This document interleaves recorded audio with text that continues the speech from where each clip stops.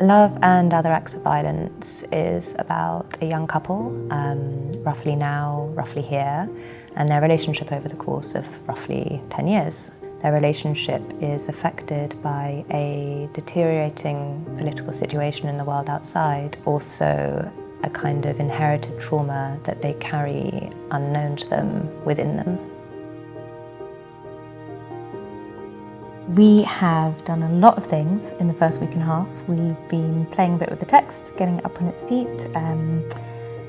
It's really nice having Abigail and Tom and Rich in the room, the people who are really bringing these characters to life and having their perspective on it and opening it up from our brains. And also there have been lots of other things that have come into the room in the early stage. So we've been working with Basha, our set and costume designer, bringing those elements into the room, starting to play with them as well. And Yaret, our movement director, has done a lot of work on the physical world of the characters and how they operate before and then with text as well.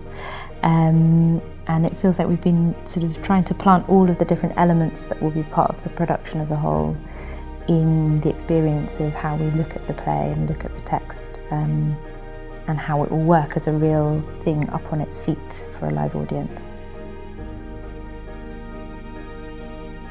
For me, it's actually just always really lovely to get it out of my head and into other people. It's like, oh, look, it's alive and it's moving around. That's nice.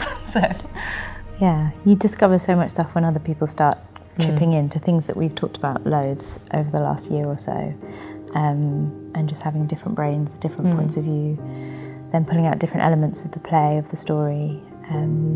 Yeah, sometimes the actors have complete clarity on something we found really knotty, and that's sort of incredibly revealing. And other times, you know, they're asking lots of questions about things that we haven't even given that much weight to, and so, you know, the whole conversation around the play just becomes much wider and more nuanced.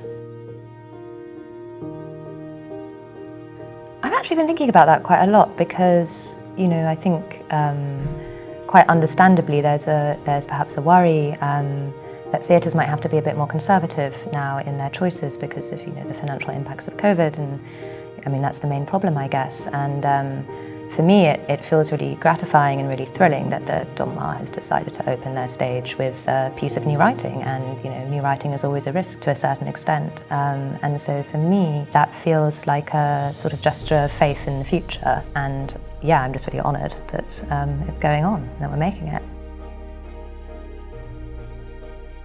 I never really know what I want audiences to take away because it's a bit of a cliche, but every audience is so different in that they feel different and they respond differently every night, and then that sort of impacts on how the actors behave as well. But I guess it's a play that talks about a lot of quite frightening things that could potentially be said to be happening now and that have happened in the past. But I feel that there's a strong element of hope in some senses. And alongside that, it feels like quite a big moment for people just to be coming back to theatres. So revisiting what it is to watch a story together in a space that is shared feels quite profound at the moment. So hopefully a good night out, being in a theatre. Yeah, a really hilarious night out. A hilarious night out. And there are jokes.